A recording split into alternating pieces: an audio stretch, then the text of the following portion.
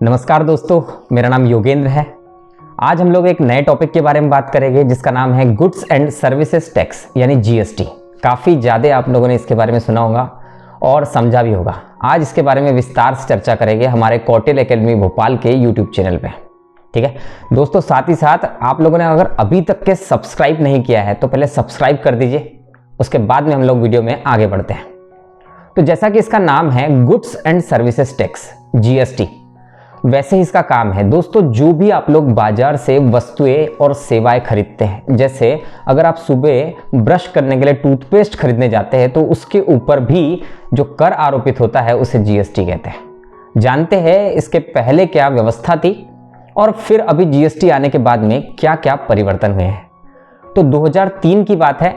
सरकार ने ये देखा कि काफ़ी सारी अलग अलग वस्तुओं और सेवाओं पर, जैसे आपका सुबह का टूथपेस्ट से लेके नमक से, कपड़ों से लेके आपकी किताबें और भी काफ़ी सारी चीज़ें, आपके कपड़े वगैरह सारी चीज़ों के ऊपर अलग अलग जगह पे अलग अलग कर की दरें यानी टैक्स की रेट्स आरोपित होती थी। इससे जो कर प्रणाली थी भारत की वो बहुत ही ज़्यादा जटिल हो चुकी थी। आप खुद सोचिए कि कितनी हजारों की संख्या में वस्तुएं होगी, और हजारों की संख्या में जब वस्तुएं हैं और उनके ऊपर हजारों की संख्या में अलग अलग कर की दरें आरोपित होगी तो टैक्स का कैलकुलेशन कितना ज़्यादा जटिल हो जाएगा।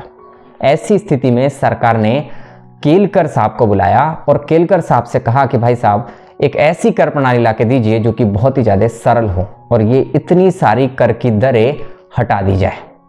तो विजय केलकर समिति बनती है और विजय केलकर समिति इसके स्थान पर जीएसटी को लागू करने की अनुशंसा करती है। और विजय केलकर समिति के अनुसार पूरे के पूरे इंडिया में, जैसे जीएसटी के पहले क्या था, मध्य प्रदेश में अगर आप कोई वस्तु खरीदने जा रहे हैं, आप लोगों ने अभी वर्तमान में पेट्रोलियम के बारे में देखा होगा। वर्तमान में मध्य प्रदेश में पेट्रोलियम का रेट अलग है, दिल्ली में अलग है। मध्य प्रदेश में 108 रुपये के करीब मिल जाएगा आपको, दिल्ली में वही 96 रुपये लीटर मिलता है। इसका मतलब क्या हुआ, इस पर अलग अलग कर लग रहा है। ऐसे ही पहले अलग अलग वस्तुओं के ऊपर था।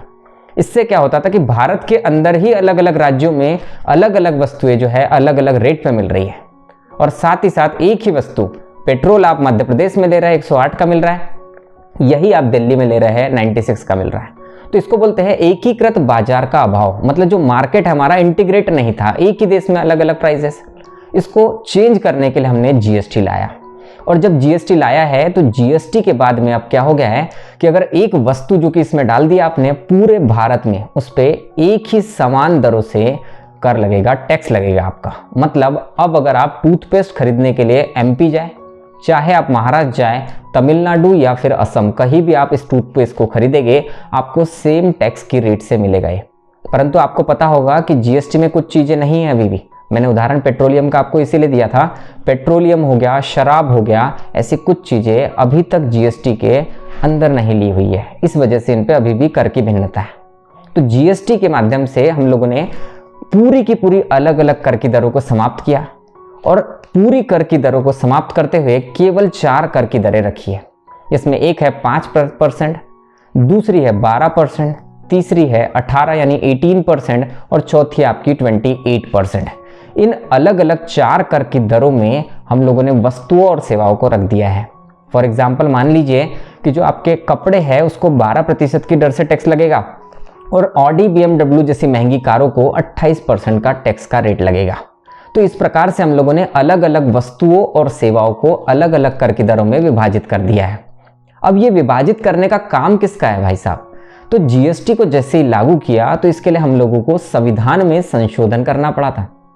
जीएसटी में जैसे ही हम लोगों ने संविधान संशोधन किया है, एक अनुच्छेद, एक आर्टिकल संविधान में हम लोगों ने ऐड किया जिसका नाम है आर्टिकल 279 कैपिटल ए, और इसमें प्रावधान है जीएसटी परिषद का। जीएसटी परिषद जिसकी अध्यक्षता, चेयरमैनशिप आपके वित्त मंत्री करते हैं, और यही परिषद जिसमें अलग अलग राज्यों से भी उनके वित्त मंत्रियों को सदस्य के रूप में लिया जाता है। और ये परिषद जीएसटी से संबंधित सभी निर्णय लेते हैं, जैसे किस वस्तु को किस कर की दर में रखना है, क्या BMW को 28% पे रखना है, या फिर सभी लोगों के कंज्यूम करने लायक चीज़ें यानी नमक को 5% पे रखना है। यानी शिक्षा जो है, प्राइवेट सेक्टर का जो स्कूल एजुकेशन लगता है, कोचिंग वगैरह, इनके ऊपर 18% का टैक्स लगता है। तो ये कहाँ कौन सी चीज़ें रखना है, ये सारे निर्णय आपका जीएसटी परिषद लेती है। इसके साथ ही साथ किसी एक वस्तु को, कल मान लीजिए कि हमारी कोचिंग वाली जो फीस है उसको 12% पे था, आज उसको 18% पे लाना है, तो ये निर्णय भी कौन लेगा, जीएसटी परिषद ही लेगी। ठीक है। और हमारा जो जीएसटी है इसका एक और पार्ट हम लोग देख लेते हैं कि जीएसटी के भाग जो है 3 प्रकार के हैं दोस्तों। एक है सेंट्रल जीएसटी, केंद्रीय जीएसटी। दूसरा यहाँ पर जो आपका स्टेट जीएसटी आता है, या फिर जहाँ स्टेट नहीं है इसका नाम है यूटी जीएसटी यानी यूनियन टेरिटरी, केंद्र शासित प्रदेश का जीएसटी। और तीसरा आता है इंटीग्रेटेड जीएसटी यानी आईजीएसटी। ये 3 भागों के रूप में जीएसटी हमारा भारत में लागू हुआ है। ठीक है। आप यहाँ पर मुझे जीएसटी के एक लाभ के बारे में कमेंट सेक्शन में बताइएगा। कमेंट करना ना भूले, इससे क्या है थोड़ा सा हम लोगों को भी मोटिवेशन मिलती है। और साथ ही साथ यहाँ पर वीडियो को दोस्तों के साथ शेयर करें। ठीक है। चलिए फिर मिलते हैं नेक्स्ट ऐसे ही इंटरेस्टिंग टॉपिक के साथ में अगली बार आपसे। धन्यवाद दोस्तों।